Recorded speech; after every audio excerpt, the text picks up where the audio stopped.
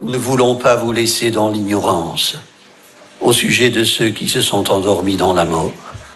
Il ne faut pas que vous soyez abattus comme les autres qui n'ont pas d'espérance. Frères et sœurs, Paul s'adresse aux Thessaloniciens qui avaient accueilli l'Évangile et cependant s'inquiétaient du salut réservé aux êtres chers que la mort leur avait enlevés. Qu'en sera-t-il d'eux? Rien de plus humain que cette inquiétude. Paul les console et les instruit en mettant l'accent sur la résurrection de Jésus. Son Père, qui l'a ressuscité, fera se lever les morts. Combien de nos frères et sœurs ont besoin d'entendre ces paroles de réconfort, de se laisser instruire? Novembre se situe sur le dernier versant d'une année qui, dans l'histoire, restera marquée par une crise sanitaire aux conséquences dramatiques. Une crise qui dure et met à l'épreuve l'espérance la plus tenace. Nombre d'entre nous ont pleuré la mort d'un proche, d'un parent, d'un ami qu'ils n'ont pu accompagner de leur affection, de leur présence. Que de morts, dans la plus complète solitude, enterrés furtivement. Comment dès lors ne pas s'interroger sur notre précarité? Même si tout est fait autour de nous pour nous distraire de ne pas y penser. Frères et sœurs, de nos jours, la mort est camouflée, escamotée, chassée de la vie publique, traitée en indésirable. Au plus, la mort, c'est la mort des autres. Effroyable est la décrépitude du corps, sa lente déchéance. Elle le laisse impuissant, mais non sans question. Après la mort, qu'advient-il de nous? La parabole des vierges sages et des vierges folles, on les qualifie aujourd'hui de prévoyantes et d'insouciantes, recentre cette question. Notre terme, dit-elle, c'est le royaume, la rencontre avec le Seigneur. Ce n'est pas nouveau dans les évangiles. Seule la métaphorisation change. Elle est originale chez Matthieu, le seul des 4 évangélistes à la proposer. Il compare la marche vers le royaume à celle de 10 jeunes filles invitées à des noces où l'époux se fait attendre, bien au-delà de ce qu'autorise l'usage. Il arrive tard, très tard, au milieu de la nuit. Les demoiselles se sont toutes assoupies, puis endormies. Peut-on le leur reprocher? Seules les premières qui avaient fait provision d'huile purent rallumer leurs lampes dès qu'elles virent l'époux et l'accompagner dignement jusqu'à la salle des noces. En vain, les 5 autres supplièrent qu'on leur ouvrît la porte. Le refus de l'époux surprend. Il est contraire à la coutume orientale qui imposait que la noce se fît toutes portes ouvertes. Les mots qui traduisent ce refus, « Amen, je vous le dis, je ne vous connais pas », sont d'une extrême dureté. La formule est celle du bannissement, de l'exil éternel, elle est terrible. Les paraboles, a-t-on dit, sont semblables à des noix que l'on cueille vertes sur l'arbre.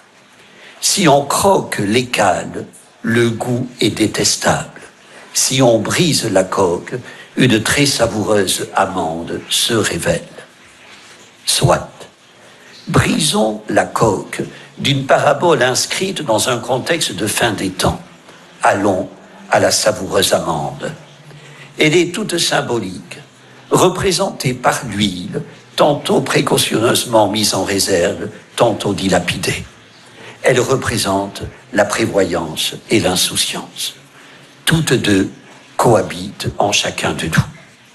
La prévoyance, quand nous prenons la mesure du temps qui passe, l'insouciance, quand nous cédons à la fatigue, au découragement, au sommeil, aux délices. En tant que baptisés, nous avons mission d'être source de lumière. Frères et sœurs, amère est la conclusion de l'épisode. Les portes de la noce sont fermées aux jeunes filles folles. Cependant, un épilogue vivifiant suit. Les portes du royaume ne demeurent jamais définitivement closes. veillez, car vous ne savez ni le jour ni l'heure. L'appel à veiller est là, non pour nous installer dans l'angoisse de la faim, mais pour nous inscrire dans la durée de la foi. Il n'y a plus d'amertume. Veillez sans mépriser le monde et les tâches terrestres. Jésus n'aime pas les boudeurs de la vie. Veiller, c'est être plus fort que la nuit, surmonter le sommeil. Veiller, c'est faire son travail de serviteur, de baptiser, garder les lampes allumées et se prémunir d'huile à toute fin. Veiller, c'est vivre, espérer, aimer. Ne sois pas heurté par le nom de la mort, disait saint Ambroise, mais réjouis-toi pour les bienfaits d'un heureux passage. La liturgie proposait hier ce texte dans l'office des lectures du bréviaire. Un heureux passage. Frères et sœurs, il n'y a pas de césure, pas de solution de continuité. Il n'y a qu'un seul monde créé par le Dieu vivant et une Pâque, la mort et l'entrée dans une vie nouvelle. Armand Marquiset, le fondateur des Petits Frères des Pauvres, fut très impressionné par une lettre d'un ami qu'il reçut à l'occasion de la mort de sa mère. Elle commençait ainsi. Ta mère, en son nouveau pouvoir. Son nouveau pouvoir. Appréciation profonde du rôle des élus auprès de ceux qu'ils viennent de quitter. Frères et sœurs, l'éblouissante vision de Dieu ne les empêche pas de se pencher vers eux, de les relever quand ils trébuchent, de continuer à les accompagner, de les réconforter, de reverser sur eux leurs mérites et les grâces dont ils jouissent.